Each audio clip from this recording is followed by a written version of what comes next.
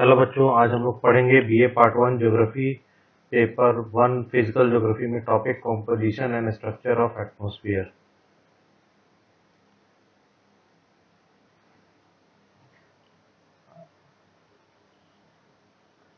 पृथ्वी एक ऐसा प्लैनेट है जो कि पूरे सारे जो प्लैनेट्स में सिर्फ एक यही ऐसा प्लैनेट है जिसमें जीवन है। और जो हवा है, एयर है, वो जीवन के लिए सबसे ज़रूरी कंडीशन होता है। यानी कि अगर हवा नहीं होगा, पानी नहीं होगी, तो जीवन नहीं हो सकता।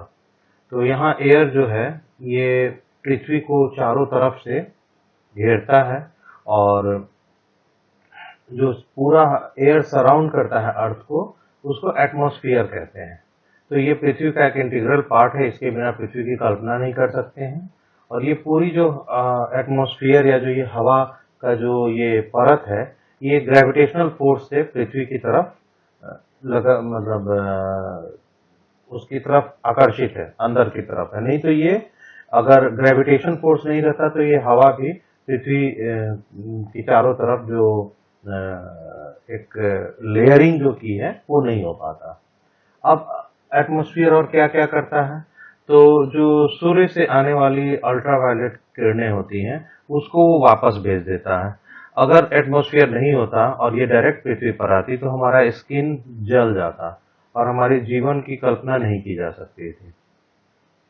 और ये जो एटमॉस्फेयर है ये हमारे जिंदगी के चलने के लिए, हमारे सर्वाइवल के लिए इतना इसेंशियल है कि उतनी ही मात्रा में जो इनकमिंग सोलर रेडिएशन होता है, जो सूर्य की जो किरणें आती हैं, वो इतना कैलकुलेटेड होता है। इस पर मैं एक अलग वीडियो बनाऊंगा इंसोलेशन पर, कि वो उतना ही टेम्परेचर और उतनी ही मात्रा में गर्मी देता है जितना हम बर्दाश्त कर सकते हैं।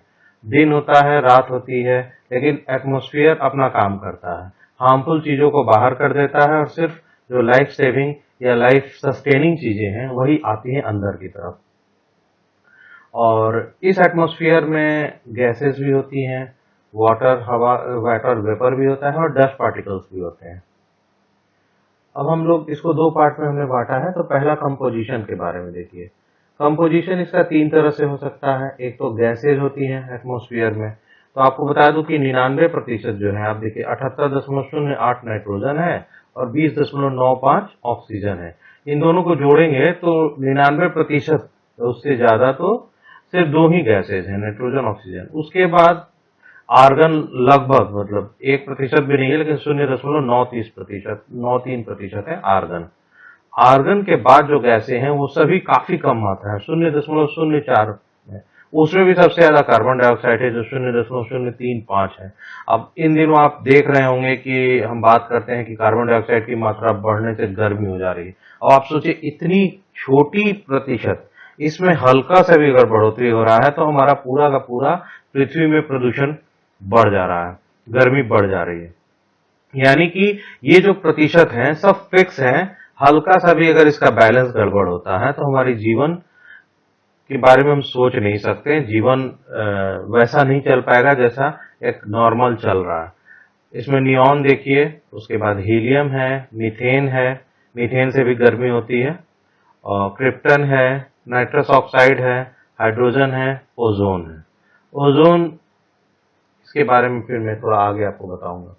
वाटर वेपर में आते हैं, गैसेस के बारे में बता दी। वाटर वेपर जो है, तो ये अगर ये नहीं होगा तो बारिश नहीं हो सकती है। यानी नमी की इतनी आवश्यकता है, उस नमी से ही बारिश होती है।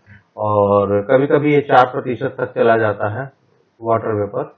और जो वाटर साइकिल होता है, जो कि नीचे से इवेपोरेशन होकर और पत्तों से, पेड़ पौधों से ट्रांसपिरेशन होकर इवेपोट्रांसपिरेशन ऊपर की ओर जाता है एटमॉस्फेयर में, वहां पर वाटर वेपर की वजह से कंडेंसेशन होता है, बारिश होती है और इस तरह से एक साइकिल बनती है जिसमें कि पूरा वाटर साइकिल बनती है, जिससे कि हाइड्रोजन, ऑक्सीजन और हमारे जीवन की जो मूलभूत आवश्यकता है पानी, उसकी आपूर्ति होती है।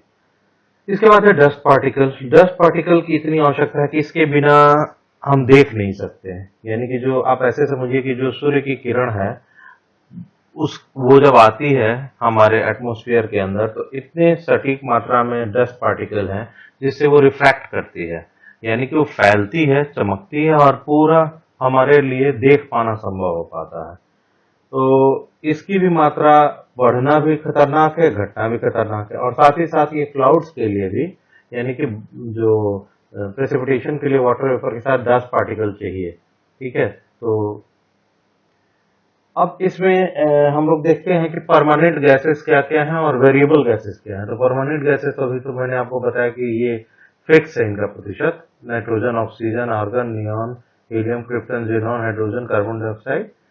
कार्बन वेरिएबल गैसेस में क्या हो गया, तो वाटर वेपर जो है ये देखिए 0.25% है H2O, कार्बन डाइऑक्साइड 0.37 और ओजोन है 0.01, 0.01।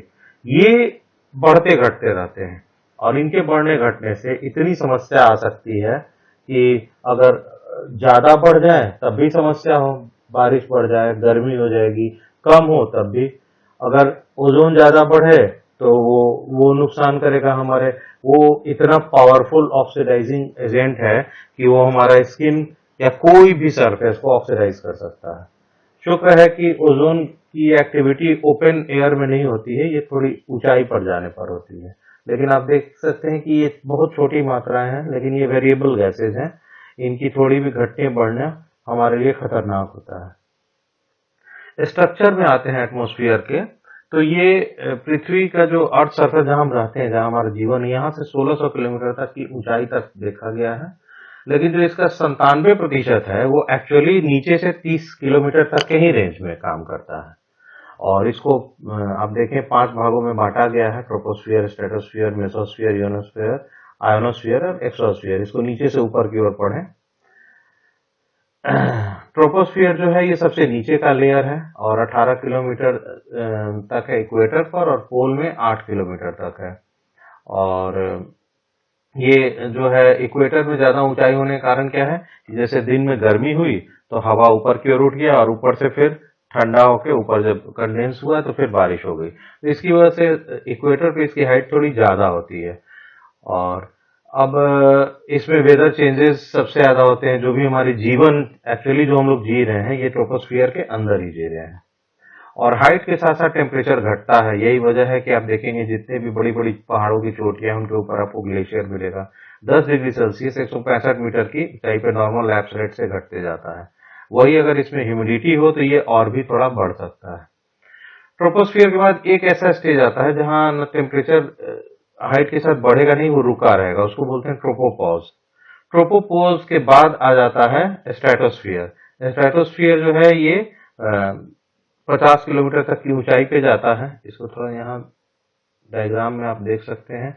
एक बार यहाँ देखिए 8 किलोमीटर से 18 किलोमीटर तक ट्रोपोस्फियर है।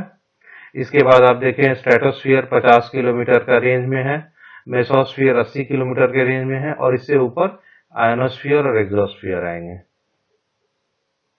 इनके बारे में एक बार पढ़ दें। जो स्ट्रेटोस्फीयर के नीचे वाले भाग में तो टेम्परेचर लगभग कांस्टेंट होगा, लेकिन ये ऊंचाई के साथ थोड़ा बढ़ता है। और ओजोन गैसेस जो होते हैं, जो ओजोन गैसेस की वजह से यहाँ का थोड़ा टेम्परेचर हाइट के साथ बढ़ता है। और वेदर वगैरह कुछ विशेष यहाँ पर नहीं होते हैं। हवाएं जो है वो हॉरिजॉन्टली बहती हैं और यहाँ पर एयरक्राफ्ट उड़ते हैं।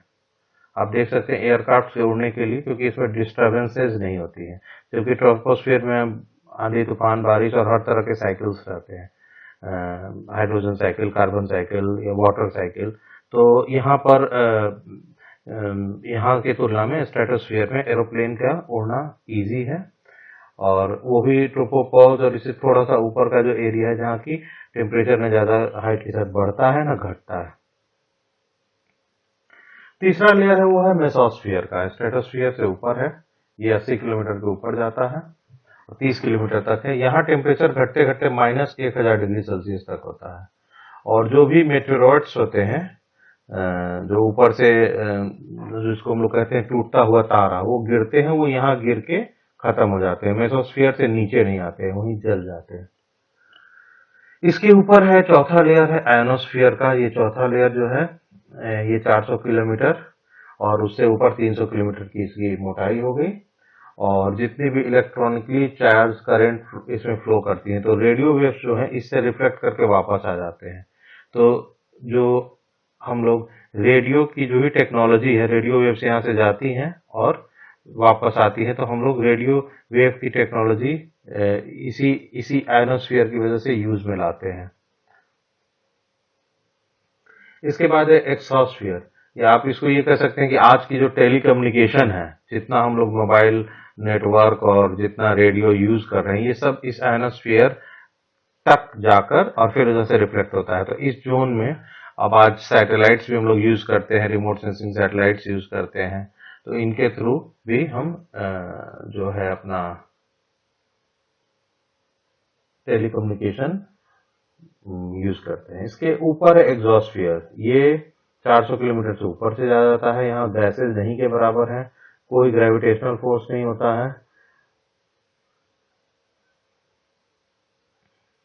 ये सबसे बाहर है, इसके बाहर हो जाएगा एग्जॉस्फियर। ज्यादातर तो मेटेरॉइड्स यहीं तक सीमित रहते हैं, लेकिन अगर आते भी हैं तो मेसोस्फियर से नीचे नहीं आएंगे, यहां तक वो बर्न कर जाते हैं। धन्यवाद।